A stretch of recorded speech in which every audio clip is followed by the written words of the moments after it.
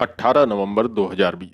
कहा जाता है कि किसी चीज को नापने का सबसे बड़ा पैमाना जनमत होता है और लोकतंत्र में वैसे भी इसकी अनदेखी नहीं की जा सकती।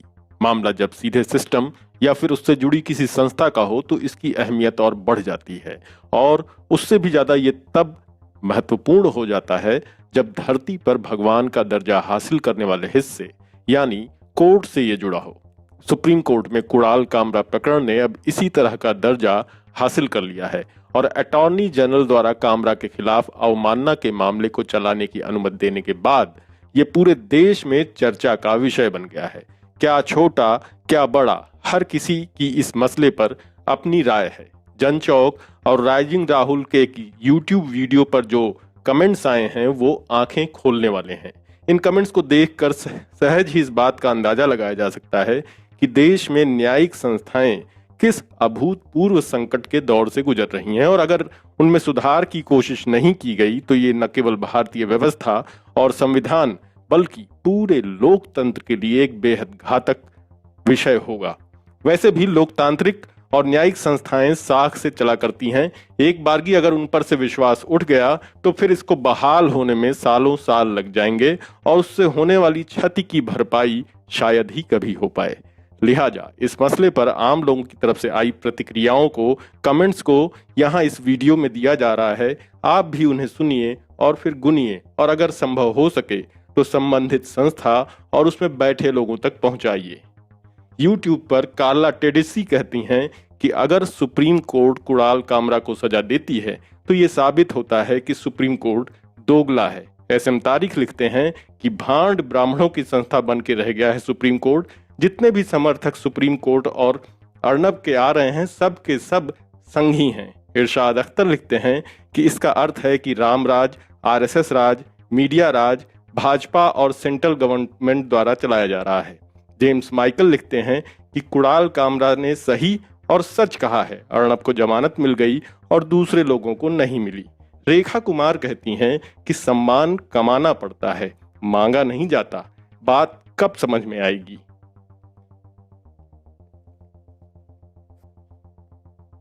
वहीं इरशाद अख्तर लिखते हैं कि अब कोर्ट या जज पर कोई विश्वास नहीं करेगा क्योंकि कोर्ट से आने वाले फैसले एक तरफा और पक्षपाती हैं।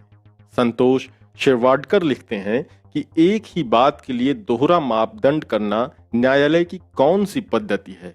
पैसा बोलता है भाई, गरीब की कहीं कोई सुनवाई नहीं। कृषि ज्ञान लिखते हैं कुणाल कामरा ने नहीं बल्कि खुद सुप्रीम कोर्ट ने अपनी गरिमा को ठेस पहुंचाई। देशबंधु गुप्ता लिखते हैं कि कुणाल वाकई में महान व्यक्ति है और आवाज विहीन लोगों को उसने आवाज दी है। भारत का कोई भी नागरिक जो शांति प्रिय है और जो इस सच को समझता है कि सुप्रीम कोर्ट कैसे हंसी का पात्र बन चुका है, लोगों का मौजूदा सरकार से भरोसा उठ चुका है जो कि देश की हर लोकतांत्रिक संस्थाओं को तहस नहस करने के लिए जिम्मेदार है। आईजैक जाला लिखते हैं ये सही समय है आईजैक जाला लिखते हैं कि ये सही समय है कंटेम्प्ट ऑफ कोर्ट को कानूनी तौर पर परिभाषित किया जाना चाहिए। वहीं राज सिंह लिखते हैं कि सुप्रीम कोर्ट नहीं है, सुप्रीम कुत्ता है बीजेपी का। कुणाल कामरा भगत सिंह है। इरशाद अख्तर लिखते हैं कि न्याय तंत्र भारत से विदा हो चुका है, कोर्ट और जज भाजपा और केंद्र सरकार के लिए काम कर रहे हैं। वहीं राजश्री लुमांग लिखते हैं कि एडवोकेट चांदनी शाह कौन है, अपने आप को विवादों में डालकर वो कुछ फेम हासिल करना चाहती हैं। फिल LNPS लिखते हैं कि सुप्रीम कोर्ट ने अपनी स्वतंत्रता और वर्चस्व को गलत बताया है। ब्रह्मेश्वर सिंह कहते हैं कि सुप्रीम कोर्ट को इज्जत पाने के लिए उसके योग्य काम भी करना होगा। अब तो सच में लगने लगा है कि सुप्रीम कोर्ट में दलाल बैठे हैं। हेमंग वैद्य एक कदम और आगे बढ़कर कहते हैं कि सबको सुप्रीम कोर्ट को गाली देनी चाहिए, देखते हैं कितनों को ये जेल भेजते हैं। समीर शर्मा कहते हैं कि देश हित में है कुणाल कामरा का ये साहसिक कदम। भरतार्जु KR लिखते हैं supreme court now entertains the second line studio pets barking and spreading rabies judges also to give shelter to Modi bandwagons. So it is said to be slavery of the judges has become the mandatory one to the servants of the politicians. Santosh Kumar लिखते हैं कि कुणाल कामरा ने कुछ गलत कहा क्या? क्या supreme court अपनी बेइज्जती के लिए जिम्मेदार नहीं है? जज साहब लोग सोचिए, कहीं कुछ गलत तो नहीं हो रहा है। ओम प्रकाश शर्मा लिखते हैं कि अगर सुप्रीम कोर्ट मंदिर है तो क्या जज और वकील भगवान हो गए हैं? कामरा ने सही बात कही है। आज ये करोड़ों भारतीयों की आवाज है। आज गिने चुने लोग जनता की आवाज को दबाने की कोशिश कर रहे हैं। फ्यूचर चॉइस ड्रिंक नामक प्रोफाइल से लिखा गया है कि जब दो लोगों के दस्तखत से उच्च पदों पर भर्तियां होंगी तो नौकरी पाए लोग उन दोनों के इशारे पर ही काम करेंगे।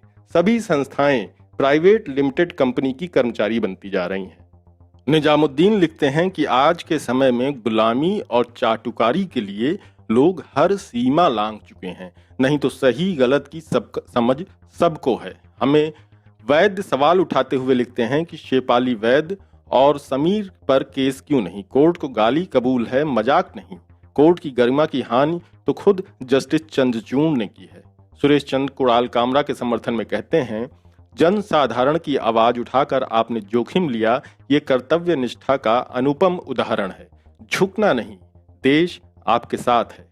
राकेश सिन्हा कहते हैं, न्याय तंत्र पर वे शर्मिंदा हैं। एसएस लिखते हैं कि आज के भारत में सिर्फ एक ही मर्द है जिसका नाम कुणाल कामरा है, बाकी हम सब सिर्फ बच्चा पैदा करने तक ही मर्द हैं। शशिकांत सराटे लिखते हैं, टैक्स के पैसे से न्याय व्यवस्था चलती है। संविधान में राष्ट्रीय संपत्ति को नुकसान न हो, इसके लिए कार्रवाई की मांग या शिकायत करने वालों को अवमानना की सजा हो, ऐसा कोई विकल्प नहीं है। रही बात फैसले की, तो ये भी एक संपत्ति है। ये किसी एक व्यक्ति को लेकर न हो, उस पर सारे देश को निर्भर होना है। सोशल ऑर्गेनाइजर प्रोफाइल से एक सवाल पूछा गया है कि क्या जज कानून से ऊपर हैं?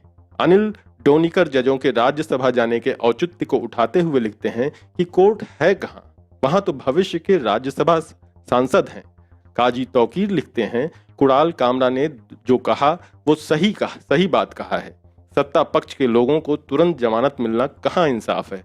बहुत से लोग जमानत के लिए सालों से इंसाफ की उम्मीद लगाए बैठे हैं, उनको जमानत नहीं मिलती है। अब तो इंसाफ भी दो तरफा हो रहा है।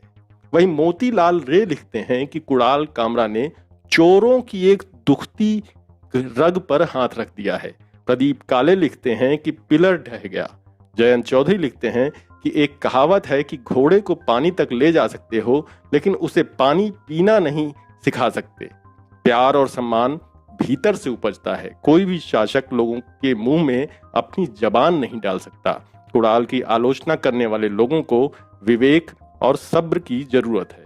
रामेश्वर प्रसाद लिखते हैं कि सच बोलने वाले देश प्रेमी होते हैं। सच बोलने से नहीं डरना चाहिए। कोर्ट है तो क्या हुआ? अब्दुल बारी लिखते हैं, कोर्ट क्या है? एक बिल्डिंग है। ये जजेस हैं या जस्टिस हैं? बिल्डिंग किसी को इंसाफ नहीं दिला सकती है। जजेस जो इंसान हैं, उनसे गलती या पक्षपात हो सकता है। जस्टिस अगर सबके लिए एक समान नहीं है, न्याय अगर ताकतवर और रसूखदारों के लिए कोई नियम नहीं है, गरीब लाचार के लिए हर वो नियम है जो नहीं है वो भी है, तो ऐसे जस्टिस के खिलाफ आवाज उठानी चाहिए। उसे कंटेंट ऑफ कोर्ट कैसे डिफाइन कर सकते हैं? मूल निवासी समाज संघ लिखता है कि आरएसएस भाजपा के ब्राह्मणवादी लोग इनके विरोधी के खिलाफ काम करते हैं और भारत के सभी संवैधानिक संस्थानों पर इनका कब्जा है। ये न्याय नहीं कर सकते क्योंकि इनमें निष्पक्ष न्यायिक चरित्र ही नहीं होता। शिव कुमार यादव लिखते हैं कि ये सब मोदी सरकार के मनवादी जजों की वजह से हो रहा है। देश का सुप्रीम कोर्ट भी जनता की नजर में मजाक बन गया है। आनंद वर्गीज सत्ता के खिलाफ बोलने वालों को जिंदा और चुप लोगों को मुर्दा में वर्गीकृत करते हुए कहते हैं कि जिंदगी जिंदा दिली का नाम है, मुर्दा दिल क्या खाक जिया करते हैं। शाबाश कुणाल। ललित जोशी कहते हैं कि नंगे बड़े परमेश्वर से मैं जज के बारे में कुछ नहीं कह रहा हूं। नासिर लिखते हैं, जुल्म को जुल्म कहना भी अब जुर्म हो गया। न कहूं तो निगाहों में अपना दर्जा नीचे हो गया। सुरेश लिखते हैं, कुणाल कामरा ने देश के लोकतंत्र को बचाने के लिए आवाज उठाई है। लोकतंत्र को बचाने के लिए ये पूरे देश की आवाज है। आसिफ रजा लिखते हैं, कुणाल कामरा ने जो मूल प्रश्न उठाया है वो बिल्कुल सही है। अगर एक को अभिव्यक्ति की स्वतंत्रता है तो दूसरे को क्यों नहीं? रहा न्यायपालिका, तो वो कितना निष्पक्ष है, कैसा न्याय दे रहा है, वो पूरी दुनिया देख रही है। जज साहिबान खुद ही हंसी के पात्र बन चुके हैं।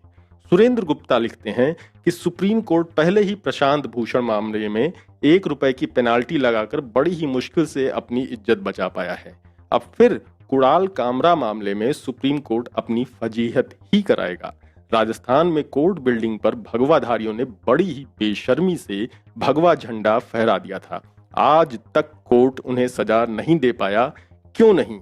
तब कोर्ट के जजों को दर्द हुआ कोर्ट की अवमानना का। वसंत देशमुख कहते हैं कि हर आदमी को अपने मन की बात कहने का अधिकार संविधान ने दिया है। अब इसके आगे लिखने की आपकी सबकी बारी है। इंतजार क्या कर रहे हैं? नीचे कमेंट बॉक्स में अपनी बात कह डालिए। अब नहीं कहेंगे तो फिर कब कहेंगे?